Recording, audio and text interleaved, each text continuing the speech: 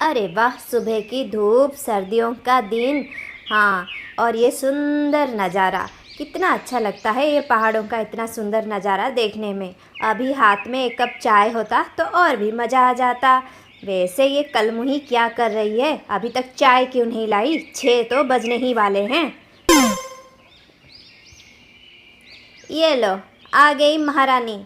तुझे चाय बनाने में इतना समय लगता है क्या? हाँ, ज़रूर तू आज देर से उठी होगी। पता नहीं तेरे माँ बाप ने क्या सिखाया है तुझे घर में। कुछ नहीं आता, कुछ नहीं आता। हाँ, पूरे गांव भर की बहुएं सुबह के 3 बजे उठ जाती हैं, और तू तू तो 4 बजे उठती है, उन सब से 1 घंटा लेट। उसके ऊपर पता नहीं 2 घंटे तू क्या करती रहती है। वो तो मुझे पता है, अपने चेहरे पर सब्जियों का छिलका, बेसन, चूना, पाउडर क्या क्या लगाती रहती है।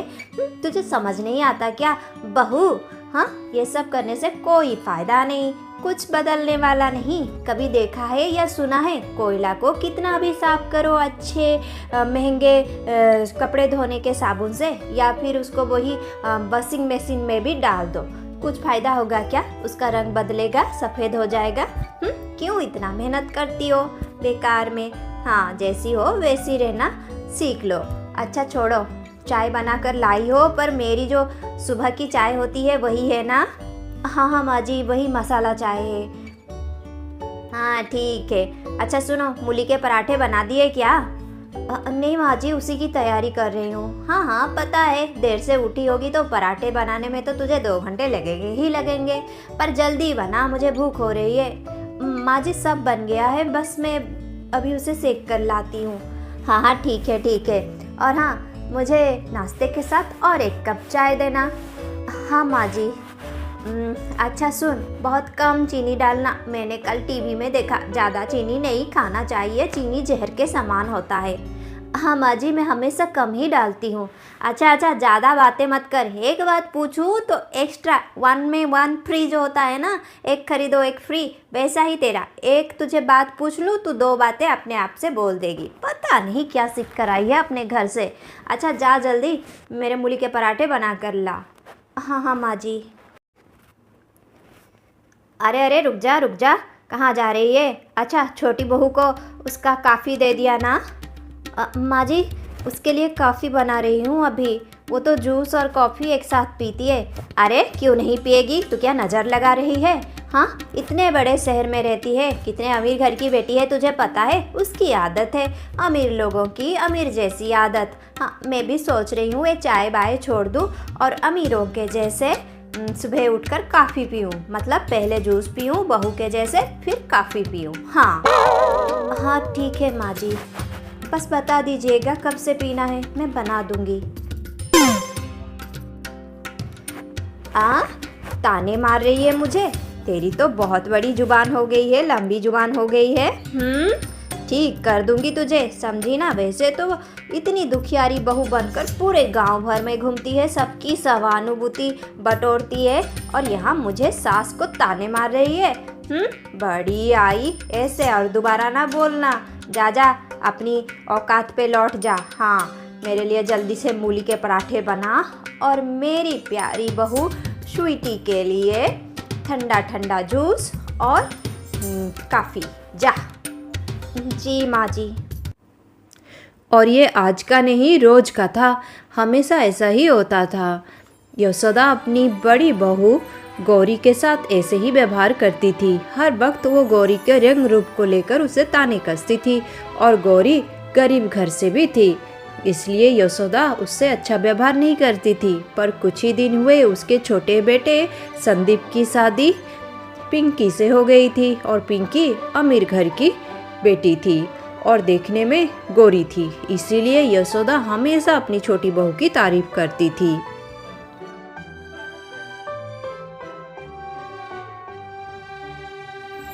यशोदा का बड़ा बेटा सुभाष गांव में रहता था और खेती का काम देखता था। वो ज़्यादा पढ़ा लिखा नहीं था, पर छोटा बेटा संदीप वो शहर में रहता था और बहुत ही पढ़ा लिखा था, और एक बड़े से कंपनी में बहुत अच्छे पोस्ट पर काम करता था।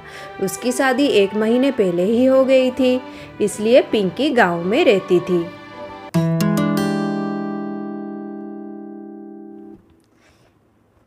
माँ जी, आपका ये कंगन तो बहुत ही सुंदर है। हाँ सच में, आप जो भी सोचना है सोच ले, पर ये कंगन आप मुझी को देंगी। अरे हाँ हाँ बहू, तुम ही को दूंगी क्योंकि तुम ही मेरी योग्यतावान बहू हो। हाँ, और हमारी घर की परंपरा है, ये खानदानी कंगन तो सिर्फ उसी बहू को सासू माँ देती है जो बहू की बहुत ही योग्यता होती है। और तुम में वो है बेटी, मैंने देख लिया है इस 1 महीने में ही। ये कंगन तो मैं तुम्हें ही दूंगी।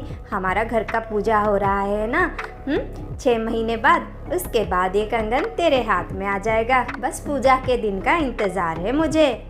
हाँ माँ जी, ये कंगन तो बहुत ही सुंदर है। मेरे पास इतने कंगन हैं, आपको पता है ना।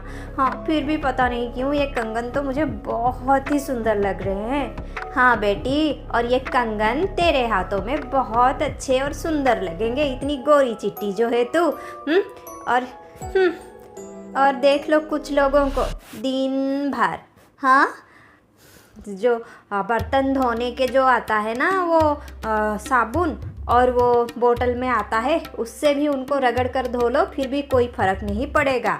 हाँ बड़ी आई, सुबह 2-2 घंटे उठकर पता नहीं चेहरे पर क्या क्या लगाए जाते हैं, पर कुछ नहीं होता। 1 साल से तो मैं खुद ही देख रही हूँ। माँ जी, आपकी चाय। अरे ये क्या दीदी, आप माँ जी को इतना चाय क्यों देती हो? हाँ, उन्हें चाय पीने की लत लग गई है, पर इसका मतलब ये नहीं आप तो ज़्यादा तो पढ़ी लिखी नहीं हो, पर 5वीं या 6ठी कुछ ऐसा तो पढ़ी हो। इतने में भी तो बताते हैं ना अच्छा है बुरा है क्या है, आपको इतना भी पता नहीं क्या?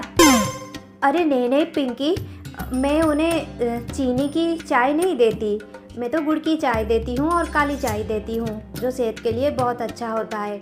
और बहुत ही प्रकार की चाय देती हूँ। मुझे चाय बनाने का बहुत ही शौक़ है, मैंने सीखा है, और माँ जी को इतना पसंद है चाय, इसलिए मैं नए और अच्छे जो स्वास्थ्य के लिए अच्छे होते हैं ऐसी चाय ढूंढकर बनाती हूँ वीडियो देखकर। देखा बहू, शुरू हो गया। ये रेडियो एक बार शुरू हो जाए तो बंद ही नहीं होता। पहले के ज़माने में कुछ रेडियो होते थे ना जो बंद नहीं होते थे या फिर चालू नहीं होते थे, तो उनको 4-5 थप्पड़ मारने पड़ते थे। ये बिल्कुल उसी मॉडल का रेडियो है। हाँ, इसे एक बात पूछो तो 10 बात बताने लगती है, पर क्या करें, हम इसे बंद नहीं कर सकते पुराने ज़माने के स्टाइल से। और इस तरह रोज़ यशोदा और पिंकी बड़ी बहू गौरी का मजाक बनाते थे, उस पर हंसते थे और घर का सारा काम उसी से करवाते थे। गौरी उनको कुछ भी नहीं बोलती थी, पर वो सब समझती थी। और ऐसे दिन बीतने लग गए।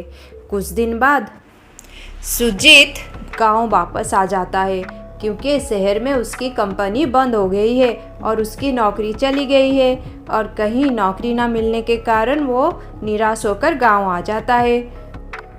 अरे बेटा, इतने दिन हो गए और कहीं पर भी कुछ अच्छी नौकरी? माँ, आजकल कहाँ नौकरी मिलती है, दर बदर की ठोकरें खाकर आया हूँ और इतना मेहनत कर रहा हूँ, कुछ नहीं हो रहा है। हाँ, क्या करूँ, मैं इतना पढ़ा लिखा हूँ। हाँ, छोटे नौकरी तो नहीं कर सकता ना। क्या मुंह दिखाऊंगा, गांव भर में ऊंची नाक करके फिरता था। पर बेटा, तेरा कार कहाँ गया? कार से कितनी शान से आ रहा था तू। मुझे तो बेला मौसी पूछ रही थी कि कार से नहीं आया क्या संदीप? अरे माँ, अब तो मैं आकर यहाँ पर 2 महीने बीत चुके हैं और तुम अब ये सब बोल रही हो। एक तो मैं परेशान हूँ, ऊपर से और कर रही हो। कहाँ से कार रहेगी मेरे पास? वो कार तो मैंने इंस्टॉलमेंट में ख़रीदा था, बैंक वाले ले गए। हाँ, ऐसा भी होता है क्या बेटा? तो क्यों लाया था तू? अब तो नाक कट गई हमारी। अच्छा बेटा, अगर कुछ नहीं हो रहा है तो एक काम कर, तू अपने बड़े भाई के साथ खेती में जा और खेती का काम शुरू कर दे। अच्छा खासा तो कमा रहा है वो। क्या माँ, इतना पढ़ा लिखा हूँ? हाँ, नहीं, मुझसे ये सब नहीं हो सकता। अरे बेटा, हमारा सरपंच का बेटा तो तुझसे भी ज़्यादा पढ़ा लिखा है, वो भी किसानी का काम करता है, गांव भर में पूरा नाम है उसका। और तेरे बड़े भाई का बहुत अच्छा दोस्त भी है। माँ, मुझे कुछ नहीं सुनना, मैं ये काम नहीं कर सकता चाहे कुछ भी हो जाए, और छोटी मोटी नौकरी तो मुझसे नहीं होगा। इतने बड़े मैनेजर के पोस्ट पर था, कहाँ ये छोटी मोटी नौकरी करता फिरूँ? हाँ। ओहो, मेरा बेटा तो बिल्कुल ही नहीं समझ रहा है और मुझसे पैसे लेकर खर्च कर रहा है। मैं कहाँ से इतने पैसे लाऊं? हाँ, बड़ा बेटा मुझे पैसा देता है खर्च करने के लिए। अब इससे कैसे ये सब समझाऊं? छी, पढ़ा लिखा मूर्ख है ये बिल्कुल। वाह भाभी, क्या खुशबू आ रही है। आप क्या बना रही हो? देवर जी, मैं मटर आलू की सब्जी बना रही हूँ। आपका पसंदीदा है ना? रुक जाइए, मैं अभी पराठे के साथ परोस दूंगी। हाँ भाभी, आपने तो आधा ही बनाया है, अब इसे छोड़िए, मैं बनाता हूँ। आपको तो पता है ना मुझे खाना बनाना कितना पसंद है, और मैं आपसे अच्छा मटर और आलू की सब्जी बनाता था, आपको याद है ना? हाँ हाँ देवर जी, मैं जब शादी करके आई थी तो आप कितना अच्छा खाना बनाते थे घर में। हाँ, आप ही बनाइए। मुझे तो वैसे भी देर हो रही है। हाँ हाँ महारानी, तुझे तो देर होगी ही ना, घर की नाक कटा दी इसने। छी छी छी। हाँ, पता है तुझे संदीप ये क्या करती है? हमारे खेत के पास जो हाईवे का रास्ता है ना, उसमें इसने एक छोटा सा दुकान खोला है। वहाँ पर तरह तरह के चाय बनाती है और बेचती है। इतने सारे लोग आते हैं, चाय पीते हैं। पता नहीं हर कोई थू थू करता होगा। घर में क्या भुखमरी चल रही है जो तुझे ये काम करने की ज़रूरत पड़ रही है? क्यों कर रही है तू ऐसा? हाँ, पूरे गांव भर में बोल रहे हैं कि इसकी वजह से घर चलता है। ये सब कर रही है ये कलमुही, जैसी शकल वैसे काम। माँ जी, मैं ये कोई मजबूरी में नहीं कर रही हूँ, मुझे अच्छा लगता है। वैसे मैं जो चाय बनाती हूँ उससे लोगों की मदद होती है। बहुत प्रकार के लोग आते हैं, बस में इधर उधर जाने वाले लोग बहुत आते हैं माँ जी, और बहुत तारीफ़ करते हैं। मुझे बहुत अच्छा लगता है, और रेसिपी भी मुझसे सीखते हैं, पैसे देते हैं। कितना खुशी होती है बोलिए। हाँ, मेहनत का काम है और मुझे अच्छा भी लगता है, मुझे शौक़ भी है। हाँ हाँ, रेडियो अभी बंद हो जा, अभी ज़्यादा भाषण ना दे। एक तो घर की नाक कटा दी, ऊपर से इतने प्रवचन दे रही है। इतना छोटा काम करते हुए तुझे शर्म नहीं आती है कलमुही? माँ जी, कोई काम छोटा या बड़ा नहीं होता। हाँ माँ जी, भगवान भी जब भी जिस रूप में धरती पर अवतार लेकर आते हैं तो यही सब काम तो करते हैं। हाँ, कोई गाय चराते हैं, कोई भेड़ चराते हैं, तो क्या ये छोटा सा काम है? हाँ, उनको तो आप ऐसा नहीं बोल सकती, तो इंसानों को क्यों बोलती है? कोई भी काम छोटा बड़ा नहीं होता माँ जी। हाँ, मुझे ये काम सुकून देता है। मैं घर की हर दायित्व तो निभाती हूँ, फिर अपना काम करती हूँ। मुझे कोई संकोच बोध नहीं है। मैं चलती हूँ।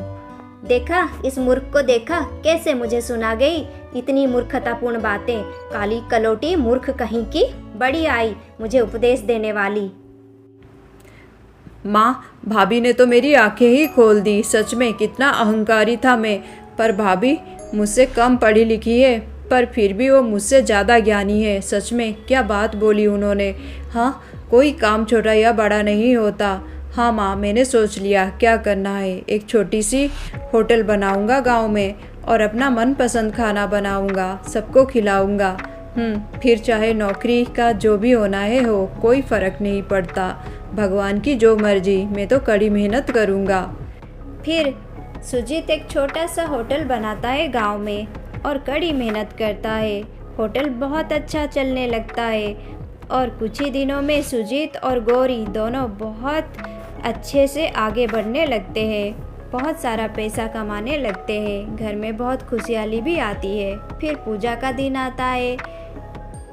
सच में आज जो इस घर में इतनी खुशी है, इतनी शांति है, मेरी बड़ी बहू की वजह से।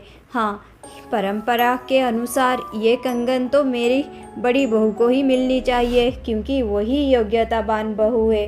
पर छोटी बहू हमेशा से मुझे ये कंगन मांगती आ रही है। अगर उसे नहीं दूंगी तो उसे बहुत बुरा लगेगा। क्या बोलूं? माँ, आप क्या सोच रही हैं? ये कंगन आप दीदी को दे दीजिए, वही योग्यतावान बहू है। हाँ माँ, आज जो हम सबकी ये ज़िंदगी इतनी बदल गई है, ये उन्हीं की वजह से है। इन पर उनका हक है। मंदाकिनी के दोनों बेटों की शादी एक ही दिन में हो गई थी। घर में दो बहुएं आ गई थी। बड़ी बहू लता, जो दिखने में बहुत गोरी थी, और छोटी बहू वो दिखने में सांवली। लता के मन में बहुत सारे मूर्ख विचार थे। उसे शौक करना बहुत अच्छा लगता था, हर दम दिखावा करती रहती थी और लोगों से तारीफ़ें सुनना उसे बहुत पसंद था। मूर्ख विचारों की वजह से वो अपनी छोटी बहू कुसुम को बिल्कुल भी पसंद नहीं करती थी, उसके रंग रूप की वजह से। अरे बेला बहन, कल तुम रिश्ता पक्का करने गई थी ना लड़की वालों के यहाँ, सुना है बहुत ही अमीर लोग हैं। क्या हुआ, रिश्ता पक्का हुआ कि नहीं? हाँ बहन, वो लोग तो बहुत ही अमीर है और हमारे पीछे ही पड़ गए हैं चंपू को देखकर। मेरा बेटा चंपू है ही इतना हैंडसम। हाँ, पर ये शादी नहीं हो सकती, रिश्ता टूट गया। हाँ, रिश्ता टूट गया, क्यों? अरे बहन क्या बोलूँ, लड़की का रंग थोड़ा, तुम्हें तो पता है मेरा बेटा चंपू इतना हैंडसम है, इतना हैंडसम है, वो मना कर दिया, रिजेक्ट कर दिया। अच्छा, हाँ बहन, वैसे तुम्हारी बड़ी बहू जैसी कोई लड़की मिल जाए तो झट से मैं बहू बना लूँ। मेरा चंपू भी बोलता है कि लता भाभी बहुत सुंदर है, मुझे तो उन्हीं के जैसी ही दुल्हन चाहिए। हाँ, अगर तुम्हारी नज़र में लता के रिश्तेदारों में कोई लड़की हो तो बात चलाओ ना बहन। हाँ, तुम्हारी बड़ी बहू बहुत सुंदर है, आस पड़ोस में तो उसकी सुंदरता की बहुत तारीफ़ें होती है। हाँ हाँ, वो तो है बहन, पर छोटी बहू, हाँ मतलब वो भी सुंदर है, पर रंग थोड़ा और साफ होता तो अच्छा होता। जोड़ी थोड़ा जमाने ही तुम्हारे छोटे बेटे के साथ। कुसुम, आज का डिनर तुम बना दोगी प्लीज़?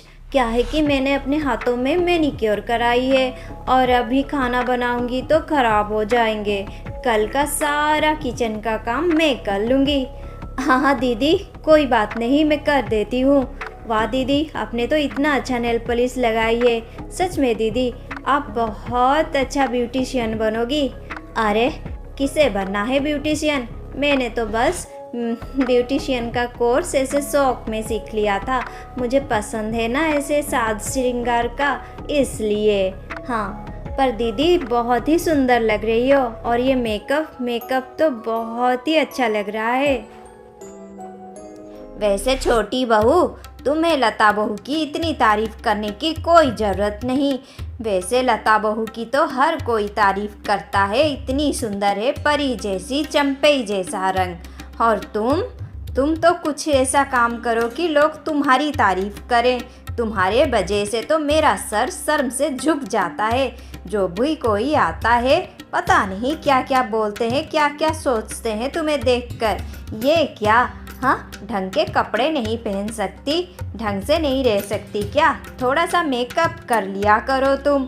और हाँ, याद रखो, घर में हमारे किसी बात की कमी नहीं है। जितना चाहे हल्दी, चंदन, दूध, दही, जो भी चाहिए, बेसन, उपटन, जो बनाना है बनाओ और लगाओ। नहीं आता तो बड़ी बहू लता से पूछ लिया करो, उसे देखकर तो थोड़ा कुछ सीख लो। कैसे रहती हो, जो भी रंग की साड़ी मिले उसे पहन लेती हो। तुम्हें सोचना चाहिए, तुम्हारे इस रंग में हर रंग नहीं जचेगा। हाँ, बहुत ध्यान से सोच समझकर अपने आप को सजा धजा कर थोड़ा रखो, ताकि लोगों का मुंह बंद हो जाए। तुम्हारी वजह से मेरा सर शर्म से झुक जाता है। हाँ, मेरी आदत नहीं है कोई भी मेरा अपमान करे उसे सहने की।